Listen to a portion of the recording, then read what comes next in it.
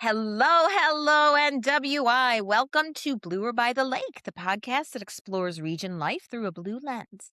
I'm your host, Tracy Martin, and joining me today are Kristen Clements-Effner, the Executive Director of Coalition for Our Immigrant Neighbors, COIN, and Jean Smucker, a volunteer with Indiana Aid. They're here, if you couldn't tell by the names of the organizations they're with, to help us understand ICE activity in Indiana, including some pretty hot topics like the proposed Maryville detention facility and what's happening to people who are getting detained. So, Jean, Kristen, thanks you so much for joining us today. Yes, Just to thank you so much clarify, for having us. Indiana Aid stands for Indiana Assistance to Immigrants in Detention. Yes, thank you. So, Kristen, let's get started with you. Okay. COIN's been pretty busy these last few months, so I can see. If you had to sum up the lay of the land in Indiana for immigrants in one word, what would that be? I think is the word that comes to mind for sure. I think the lay of the land in terms of chaos and people trying to manage enforcement actions and what that means for them, how those are actually playing out in communities. And it's not just undocumented folks that are impacted by the current changes. It's also people who do have legal status, and some of the things that are happening there is just very uncertain. And then the constant shifting of everything makes it incredibly difficult to respond and leaves our immigrant neighbors just trying to figure out, do they belong here? Are they welcome? And then how do they keep their families safe when we do have enforcement and some break of human rights and lack of due process? I am 1000% positive that shifting landscape is intentional, both to keep people off kilter in terms of what they can apply for and what they qualify for, and to keep the people that support them off kilter and chasing after changing structures. A lot of operational time and effort is I'm certain expended to just adjust tactics and strategies each time something new and awful comes along. And that's been a whole shit ton of awful since Operation Midway Blitz began. Now, folks, but keep in mind, this is important. Operation Midway Blitz, which includes Northwest Indiana, is still in enforcement per the government. Once they're bored of Minneapolis, they could be right on back here. And I'm going to put some cash down on when it's summer and it's pretty in Chicago and the ICE agents aren't going to get cold on our lakefronts because they don't know. So either way, has the landscape changed across the state and in NWI in particular since Midway Blitz sort of pulled back? Yeah, so let me first say our efforts are primarily in central Indiana, but I do have some information that I think is helpful to consider Northwest Indiana and just really statewide as you think about it. So are enforcement actions still happening? Absolutely. So you're not seeing necessarily those widespread things that happened in Operation Midway Blitz, because they have been repurposed to, say, Minneapolis as they move people around. However, I think the thing to really consider is Indiana sheriff's departments, local departments, and a state police. And as we see an increase in people signing to 87G program. Can you with back the up and federal- explain what that is? Sure. So the 2G program is where local or state law enforcement reach an agreement with the federal government that basically deputizes their officers to act in capacity like an ICE agent might. So they are able to perform immigration functions if they sign and apply for that 287 program. So, and I'll go a little bit into that, can look a number of different ways. So they have a jail enforcement arm of 287, which basically means if an individual comes into the jail, they can screen them for immigration related matters if they have that So program. this is any jail. If they are 287G, yes. Right. So let's pretend for a second. Let's pretend that, we'll call it West County. They have applied, they've received 287G status. I get picked up for speeding and they bring me in for whatever reason and I get in that jail. The they can then work. What can they do to determine if I'm an illegal immigrant from there? So they have the powers that an immigration agent would have. So they would access those systems. They can detain someone. They operate Detain exactly. where, in that jail, or send me to Broadview or It could Speedway? be, so they'll detain you there until they move them to a designated ICE facility, which could be like Clay County, which I know Jean will talk about. It could be Miami Correctional. So what we see are people are moving a lot and very frequently, and it's kind of a case by case circumstance, but they definitely can check and say, okay, you do not have lawful status. Now we can detain you. And then they will start moving them through that immigration process. So And that, this can be a traffic cop as long as they have that, and if they that have the department. 287G, yes. And Oh my so God. that's, we do have what some people are calling Kavanaugh stops, where Justice Kavanaugh did write in a Supreme Court opinion, and I'm sorry, I don't have the official name of the opinion. I We can all look know what up. Kavanaugh stops Yeah, are. it was said that it was lawful to stop people based on a number of circumstances, which it historically have been viewed as racial profiling. So it was Mhm. their Because race. let's It pause was, for a second, guys. yep, It is racial profiling. That's yeah. exactly what it is. They are Mhm. looking at the color of your skin, and they are trying to decide if you are likely a legal or an illegal immigrant. That's it. So that's jail enforcement. Mhm. G also has a where you can say that you want to be part of the task force model. So what that means is that you work alongside ICE as a specialized task force to do some of those larger enforcement actions. Raids. Indian, what'd you say? Raids is what you're talking about. Yep.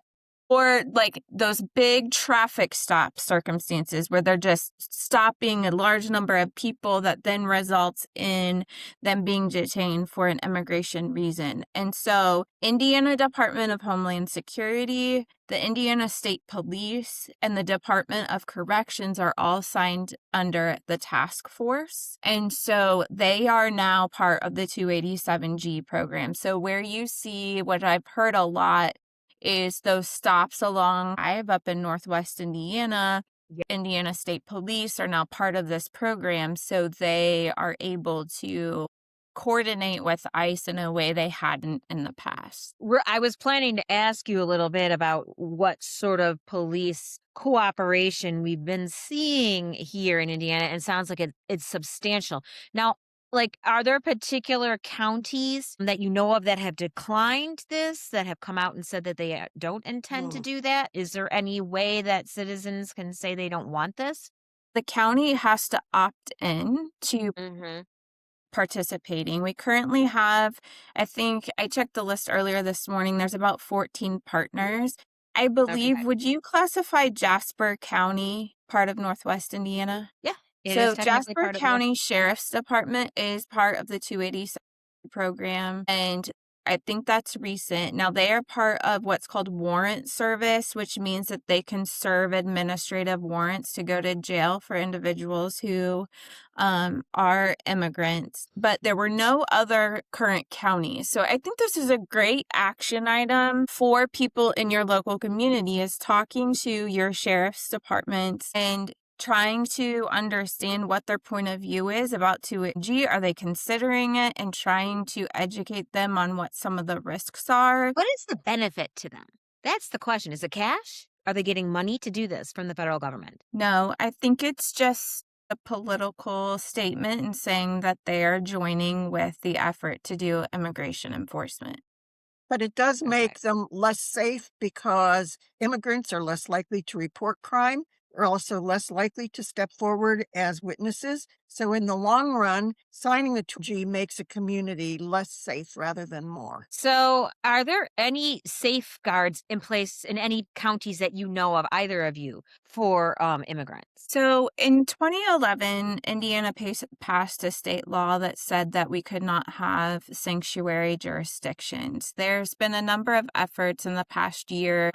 If there was a local community, say Monroe County, Allen County, which is Fort Wayne, who was discussing some of these things that they're trying to tighten that up. So what I do know is that the Attorney General has been, if there is a county or a city that has been expressing what he would determine as sanctuary policies, he is either subpoenaing them or suing different jurisdictions, which we saw with Indianapolis Public Schools got sued because it was viewed that their school policy was impeding ICE enforcement when they came to remove a student from the school. And so they are going through a process to figure that out. So Allen County, the Fort Wayne area, recently got designated. There's a Welcoming U.S. organization that meets with a number of different nonprofit providers, schools, governments to see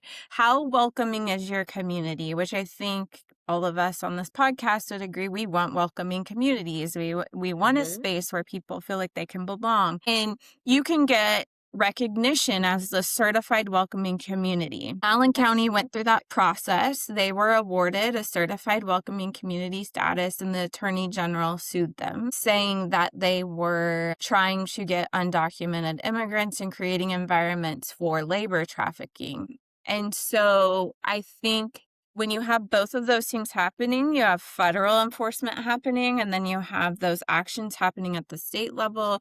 There's a lot of hesitancy from municipalities to outwardly have a sanctuary policy because they might be sued. So, Jean, I know that you have spent a lot of time supporting immigrants directly. Tell me a little bit about your work. Well, we are a totally volunteer organization, only volunteers working in it, and any donations that come to Indiana Aid, which I will shamelessly push, go directly to providing support to immigrants who are in detention. Basically, what we provide them with is several things. One is we make monthly visits to the Clay County Jail. And right now there are 8 cell blocks there. They hold up to 250 or more people. Okay, so stop really quick right there, because I don't think people realize that we are already housing people this much. This jail, this is not an official ICE facility. Am I correct? It's your county jail. But they have a contract that is getting them $75 a day for housing these immigrants there. Now, are these and it- immigrants that are in process of being determined to move on to a different ICE facility, or are they experiencing their full ICE detention there? Some of them are experiencing their whole ICE detention there. I've been in communication with people that have been there 7 or 8 months. People per cell. There's 2 different kinds of cell blocks. The cell blocks that are considered more high security have cells that have 2 people in a cell, and there are 8 or 10 cells per cell block. And then there are the lower security ones that have, I mean, if you're in the high security ones, it means they can lock you down. Then you're in your cell and that's it. The lower security ones just have rows of bunk beds with a restroom that just has a partial wall. When we're there doing our monthly visits, we hear toilets flushing. We hear the showers running, no privacy at all. If somebody wants to sleep while we're there, they just pull their blankets over themselves because they're lying right there on the bunk beds. So let's stop there for a second and consider what we're talking about here. We are literally talking about people being incarcerated as if they are in the justice system, as if they've committed crimes. This is the kind of housing and experience that we've designed for people that are being punished by the state or, a judicial body for committing serious crimes. But none of these people have been accused of committing any crime outside of being present in the United States without legal documentation. County jails were built for short-term holding of people before they go to trial and get a sentence, or released. They are not meant to house people for 7 months. The jail cells, the cell blocks, have no skylights, no windows. When we go in there, they will ask us, what's the weather like? If you have somebody that is Muslim and they're supposed to fast from sunup to sundown, they need somebody to tell them when sunup and sundown is, because there is no daylight. They see no daylight, no fresh air the whole time that they're there. Recreation, there's a room that supposedly is recreation, but sometimes they have overflow of detainees in it. And that's just a big room with, I think, maybe one exercise machine, and the rest of it, you just go in there and walk around the room. Are there It's like a children in cell there? block. No, right now at the Clay County Jail, it's all men.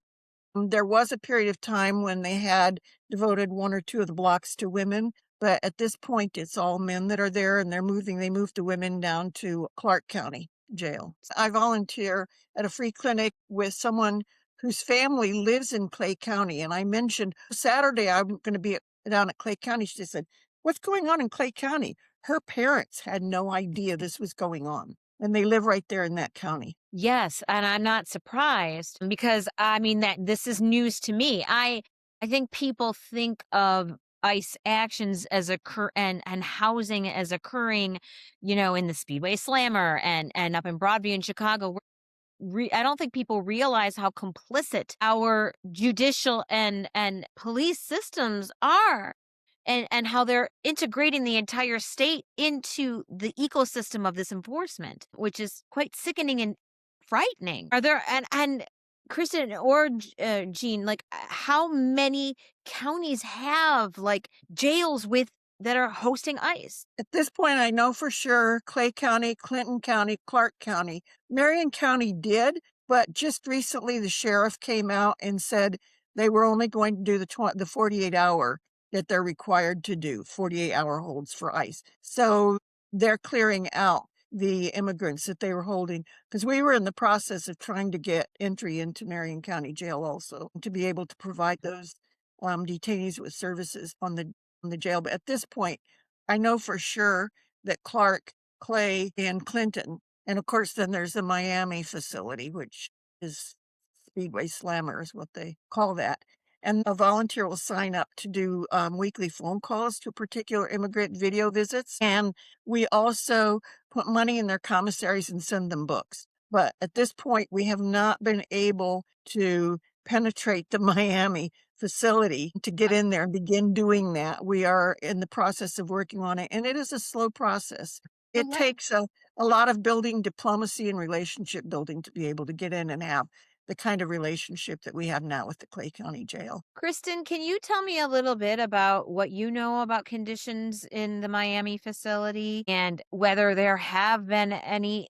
Is there any organization been successful to get in there and provide oversight on behalf of the immigrants housed there? From my knowledge, no. I know there have been groups that go consistently outside of it just to do like prayer vigils and things like that because there has been a lack of access. My understanding of any stories I've heard at people there is that once you make it to Miami Correctional, you are almost definitely going to get transferred to one of the southern state holding facilities to then be deported. People aren't making it out of Miami Correctional. It's been incredibly difficult for attorneys to make contact with people who are sent there. And I do know I've been getting contacts from other states. So I think one thing that people don't recognize is it's not just people who live in Indiana who are being housed in these facilities. They are flying people from the East Coast and other places. They move people so rapidly. It could be because they want to put them in a favorable jurisdiction for court. They're just moving people around, which makes it incredibly difficult for family to locate people. So we will assist someone in locating their loved one, which oftentimes, at least in the central Indiana area, you all might have some processing places up in Chicago. They'll go there for a little bit and then we find them and then quickly they're moved to another state, which adds increased challenges to attorneys contacting them following that process. I also am aware that one of the big hurdles is medical like people having access to medical care, having access to their medications that they require, making contact at all with family to have that connection, having just facilities, much like Jean mentioned at Clay County, just having hygiene items and all of the things that we take for granted that we need on a day-to-day basis. That is very hard to access, which I would love, Jean. I think it's really important for people to hear, because I've heard you speak about this, and if this is okay, Tracy, to talk about how the commissary process works, because I don't think a lot of people realize what people do not have access to, and if they want it, how much they have to pay to get it and what that looks like. I think it's really important for people to understand that system. Yeah, so one of the things that we do is to put money in people's commissaries, which allows them to purchase things that they might need. But just to tell you, a bottle of shampoo runs $3.06. That's a 12-ounce bottle of VO5 shampoo. One of those little packets of pouches that have tuna or chicken in them, the little packets that you can make, $5.34. A jar of peanut butter, 16-ounce jar of peanut butter, $7.28. A bath towel, $9.72. And keep in mind that at least at Clay at this point, the contractor for the commissary also is the contractor for the food. So it's to their benefit not to provide people with enough food, because then they need to buy it in the commissary. If someone is ill and wants to buy a Tylenol, they have to pay for them individual tablet at a time. They're not even provided there by the jail. They're just told to get a Tylenol from the commissary. They need to order that in advance. One of the things that we found was that people they have to order from the commissary on Monday, but the items are not delivered till Friday. So they will often take the people out and move them on Thursday. And that way they don't get the item That what they paid for. yeah. And they probably just put that stock back in the shelves and sell it again. I'm sure. I know your focus is on central Indiana, but there's been one particular issue that's really been a concern up here, and I'm talking about the proposed ICE facility in Maryville, which was a very, very, very, very unpleasant surprise to everybody in NWI, including the town council and the town management, none of whom knew boo about this and were horrified. Nobody wants that. I mean, who wants what you are basically describing as a concentration camp in their town? So can you shed any light on this project? So I recently was in a conversation with a number of groups who are looking at this. That probably is not a lot of new information from reporting, but the Maryville facility is on the list to be a processing facility. There were reports that there were contractors who had entered the facility that were looking at what needed to be revamped in the building in order to make it that processing facility, and the estimated holding capacity is 500 people. They are touring warehouse type facilities all over the country, and this was the one they were designating in Indiana, one because it's easier for flights and things to move people.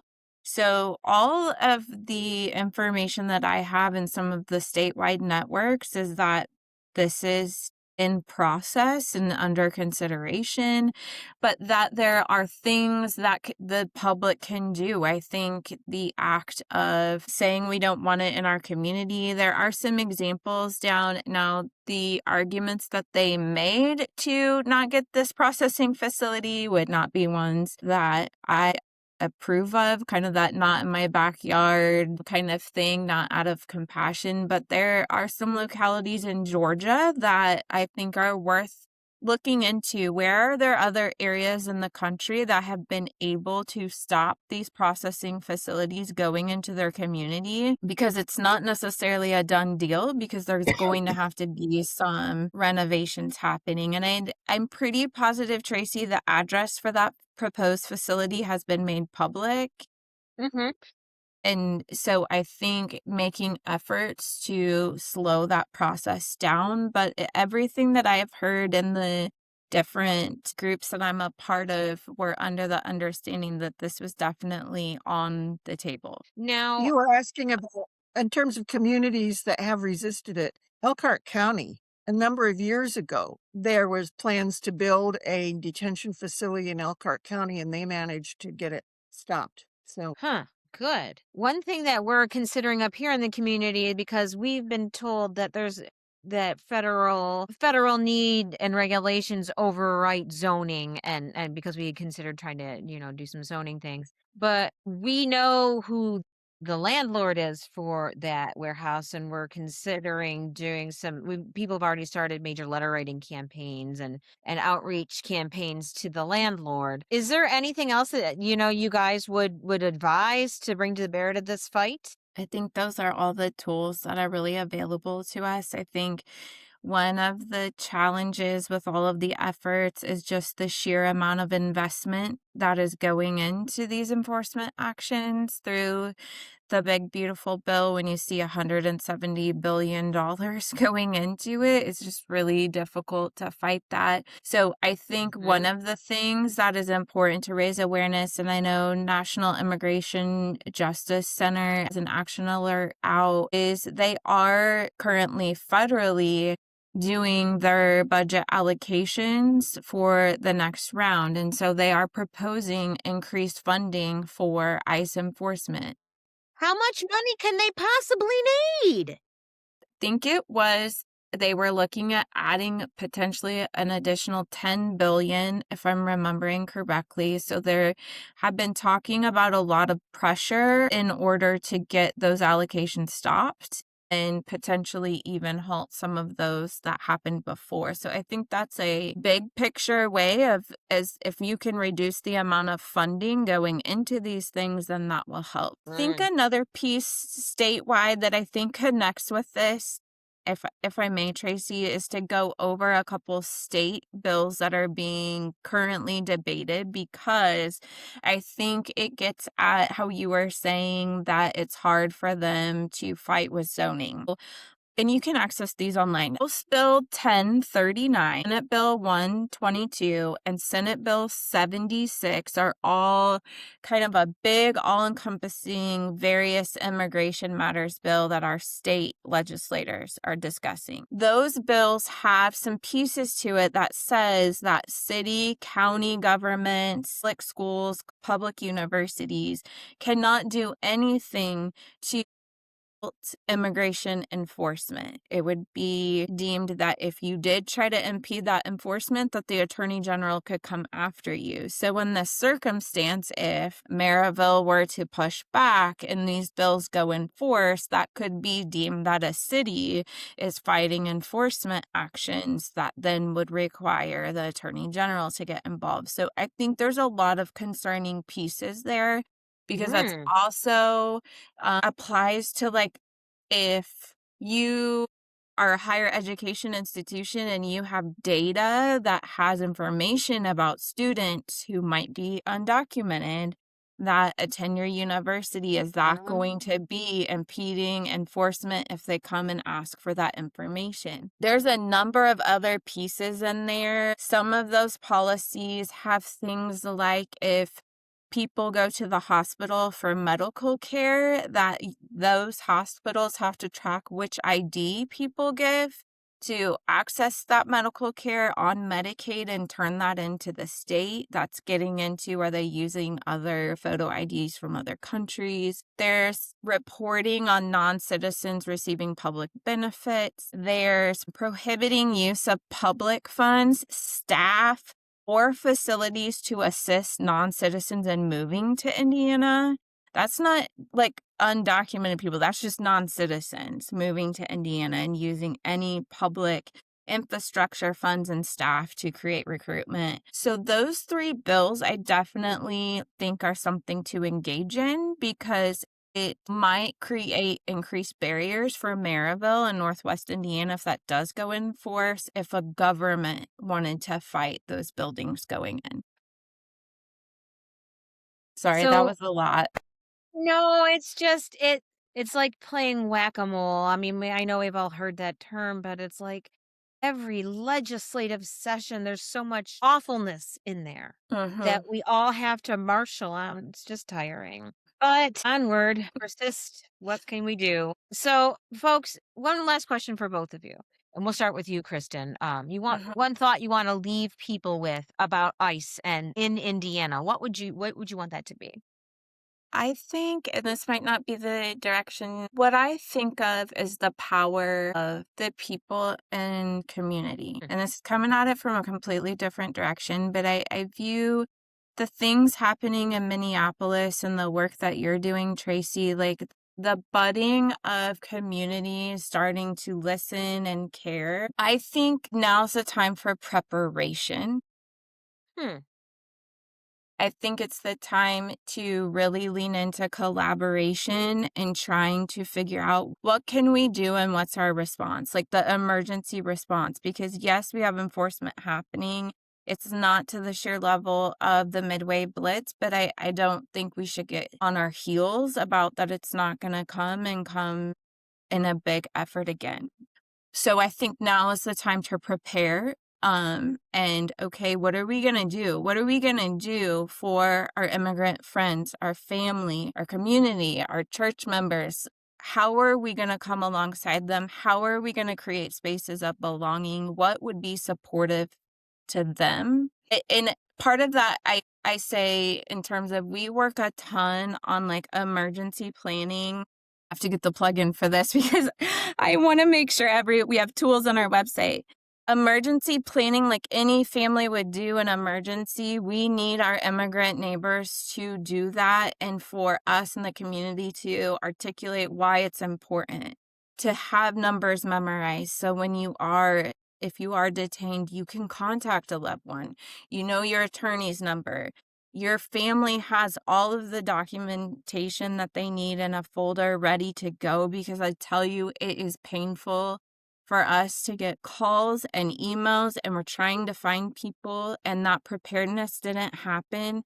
And so it's like time is of the essence and the person is in chaos and grieving and sad and we're trying to track down an A number where it's like we could have that all together and act really fast. I think that's really important. I also want to speak about kids. I think it is incredibly important to ta think about power of attorneys and making sure we didn't get into this, but, like, separation of parents and their kids and a place for them to go. So I know you asked me to talk about ICE. I think we talk about ICE all the time that I